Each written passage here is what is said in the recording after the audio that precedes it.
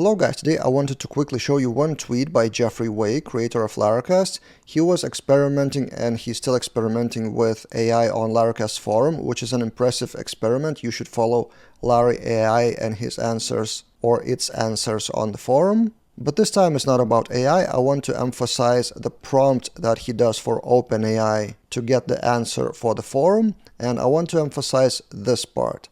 To build a string of prompt, what Jeffrey does is uses view, blade view helper. So this is what I wanted to show you as an example, that you can use view helper not only to return the view itself, but also to form a string. If your string is a few lines long with a few variables, this is quite a way to go. So if we go to the view class here in the framework code itself, and the main function that returns the view is called render, there's also render contents, but they both return string. And this is exactly what I wanted to emphasize. It kind of reminds me of a PHP function sprintf.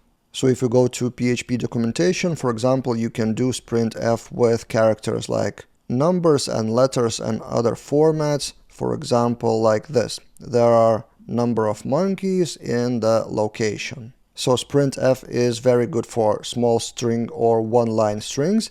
And what I wanted to show you and emphasize is for bigger strings or for multi-line strings, you can use blade with variables and return the view into a variable, which you will use however you want later. It doesn't necessarily have to be returned to the browser as the blade view or as HTML. It doesn't have to be HTML. There's no strict rule about that. So that's all, a quick tip I wanted to share with you, and in the description below I will also link to Laracast's profile of that Larry AI. So if you are curious about how AI would answer Laracast forum questions, click the link below and read the answers and see for yourself. That's it for this time, and see you guys in other videos.